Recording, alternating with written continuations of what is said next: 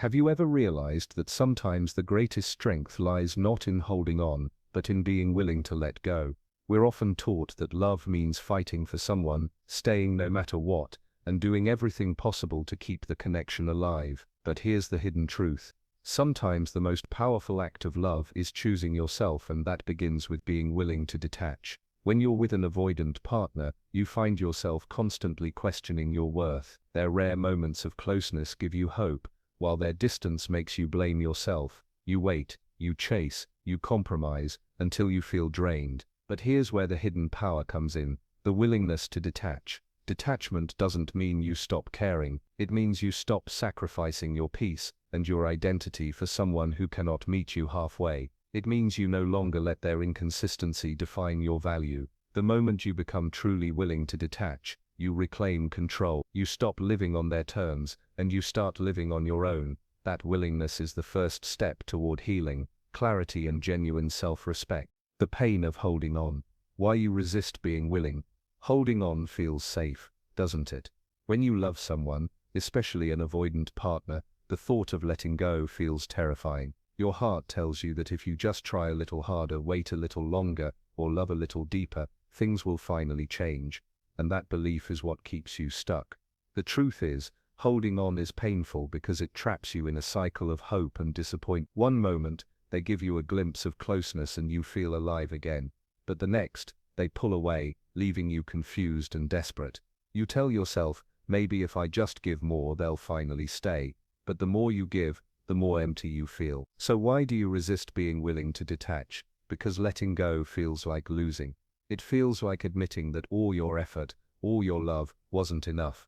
Deep down, you may even fear that detaching means you'll never find love again. That fear is what chains you to someone who cannot meet you fully. But here's the painful irony: the longer you hold on, the more you lose yourself. You begin to shrink, molding yourself to fit into their walls, their distance, their silence. And in trying so hard not to lose them, you end up losing the most important thing: you. This is why willingness matters.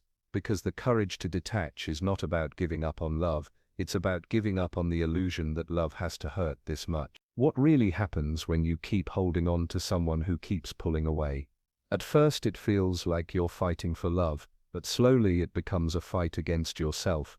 When you're not willing to detach from an avoidant partner, you begin to live in a state of constant anxiety. Your mind is always running. Did I say something wrong? Why haven't they texted back? Are they losing interest? Every silence feels like rejection. Every distance feels like abandonment. Over time, this chips away at your confidence and your sense of worth. The second consequence is exhaustion. You spend so much energy chasing closeness that you forget what peace even feels like. Instead of feeling fulfilled, you're drained. Instead of feeling loved, you're constantly questioning. Your entire emotional world starts to revolve around whether they let you in or shut you out. The third and perhaps the most dangerous consequence is losing yourself. You adjust, you compromise, you shrink, just to keep them close. Your hobbies, your dreams, even your personality begins to fade, because all your focus is on keeping the relationship alive. But here's the hardest truth: by refusing to be willing to detach, you unconsciously send a message that your value depends on their acceptance. And once you start living that way, you stop treating yourself as someone worth protecting, worth choosing, worth loving. Detachment is painful, yes, but the consequences of never detaching are far more devastating, because in trying to keep them, you end up losing the most important relationship you'll ever have, the one you have with yourself. Why willingness matters more than hope. One of the hardest lessons to accept is this: you cannot love someone into being ready. Avoidant partners often struggle with intimacy, vulnerability, and emotional closeness. It's not that they don't feel, it's that feeling too much threatens their sense of safety. So when things get too close, they pull away. When you stop chasing, they may come back, and the cycle repeats. Now here's where most people get stuck. They keep holding on to hope. You think, if I'm patient, if I love them enough, if I prove I won't leave, maybe they'll finally change. That hope feels comforting, but it also keeps you trapped, because every time you hold on to hope, you give away your power. This is where willingness becomes more important than hope. Ties you to what might be, while willingness frees you to choose what is. Hope keeps you waiting for their potential. Willingness helps you accept their reality. And the reality is simple. Avoidant partners often don't know how to meet your needs, and you can't force them to learn. By being willing to detach, you step out of their cycle, you stop dancing to the rhythm of their closeness and distance, and you start reclaiming your own. Willingness doesn't mean you stop caring. It means you stop sacrificing your mental health to keep a relationship alive that is draining the life out of you. Hope is passive, willingness is active, and when it comes to healing from an avoidant dynamic, willingness matters far more than hope. Why is it so important, psychologically, to be willing to let go? The answer lies in how your brain and heart process attachment. When you're with an avoidant partner, your nervous system lives in a constant state of push and pull. Their closeness gives you dopamine, the brain's reward chemical. Their distance triggers cortisol, the stress hormone. Over time, this cycle becomes addictive, just like a slot machine.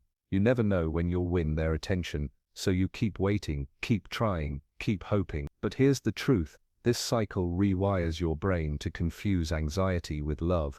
You start believing that the butterflies in your stomach are passion, when in reality, they're the symptoms of fear and uncertainty. And that's why detachment is essential, because until you are willing to step away, your body and mind cannot reset. Psychology also tells us something else. Humans thrive on reciprocity. A relationship where you give and give, but rarely receive, isn't just painful, it's unsustainable. The longer you hold on, the more you teach your brain to normalize neglect, to accept breadcrumbs as love. Willingness to let go interrupts this pattern. It tells your nervous system we're not chasing danger anymore, we're choosing safety. It teaches your mind, love is not supposed to feel like survival. Being willing doesn't mean you won't grieve or miss them. It means you choose healing over addiction, clarity over confusion, and self-respect over self-abandonment. Psychologically, it's the only way to break free from the trap of an avoidant dynamic. How willingness turns into self-love. When you finally become willing to detach, something powerful begins to shift inside you.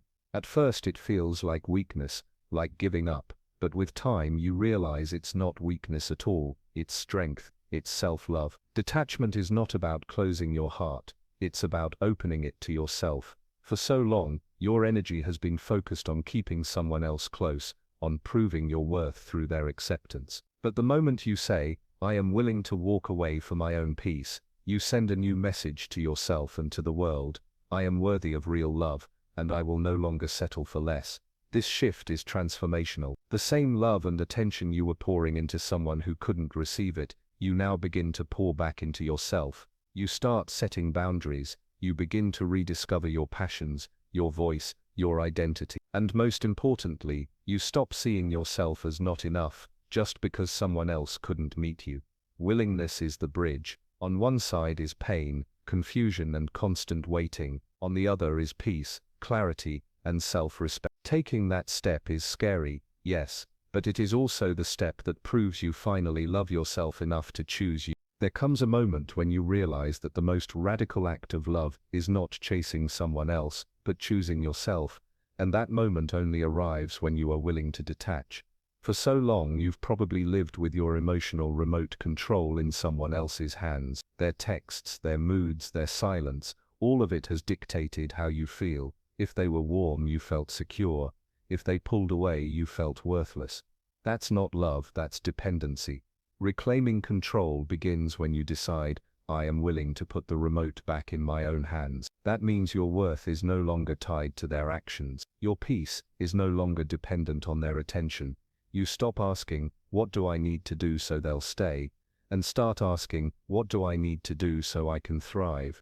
This shift requires courage, because it feels unfamiliar. You've been conditioned to believe that love means sacrifice, that choosing yourself is selfish. But the truth is the opposite. When you choose yourself, you create the foundation for healthy love. You show others how you deserve to be treated, and you refuse to accept anything less. Being willing to choose yourself first doesn't mean you stop believing in love. It means you stop settling for love that costs you your peace. It means you reclaim your voice, your power, and your life. Detachment is not the end of your story, it's the beginning of a new one, where you finally stand as the main character in your own life. If there's one message you take away from this, let it be this: being willing to detach is not about weakness, failure, or giving up on love.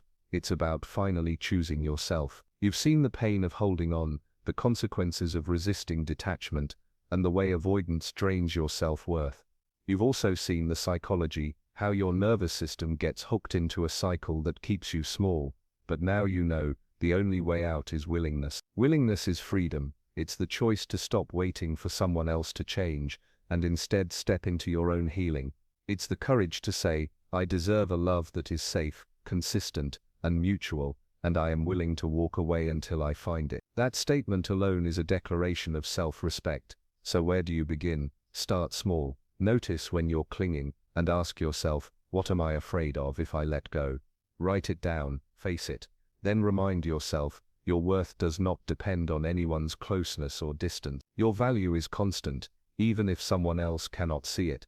Every act of willingness, whether it's setting a boundary, stepping back, or focusing on your own growth, is an act of self-love, and each time you practice it, you become stronger, clearer, and more at peace. So today, make a choice. Not a choice about them, but a choice about you. Be willing to detach. Be willing to protect your heart. Be willing to finally choose yourself first. Because that's not just the end of an avoidance cycle, it's the beginning of your true freedom.